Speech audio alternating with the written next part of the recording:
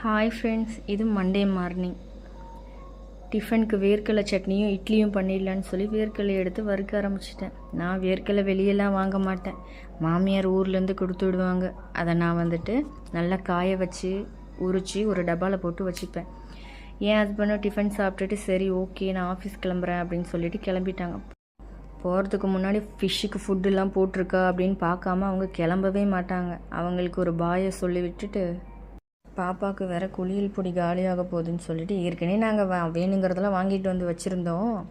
அதெல்லாம் காய போடலான்ட்டு மேலே போனால் பயங்கர வெயிலாக இருந்துச்சு 9 மணிக்கே.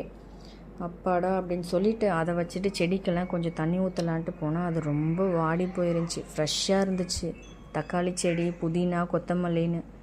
ஆனால் இப்போ நான் ஊருக்கு போனனால தண்ணி ஊற்ற ஆள் இல்லாமல் இப்படி ரொம்ப வாடி போயிருச்சு. இந்த பூச்செடி மட்டும்தான் பாதி வாடி இருக்குது, பாதி வாடாமல் இருக்குது. பார்க்கலாம் அதாச்சும் பொழைச்சிக்குமா அப்படின்னு.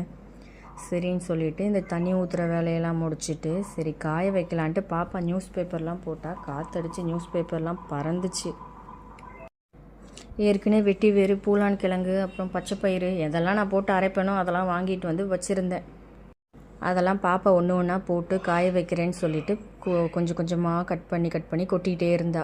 வெயில் பயங்கரமாக இருந்துச்சு. 1 hour காஞ்சா கூட போதும்னு சொல்லிட்டு நாங்கள் அங்கேயே வெயிட் பண்ணிகிட்டு இருந்தோம்.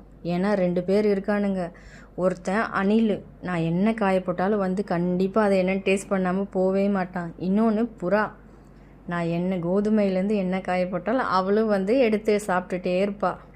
சரிடான்னு இவங்களை அவங்ககிட்ட இருந்து காப்பாற்றணும்னு சொல்லிட்டு நாங்கள் 3 பேரும் படிக்கட்டு கிட்ட கொஞ்ச நேரம் உட்காந்து ஃபன் பண்ணிகிட்டு இருந்தோம். அப்புறம் காஞ்சதுக்கப்புறம் எல்லாத்தையும் எடுத்துகிட்டு கீழே வந்துட்டோம்.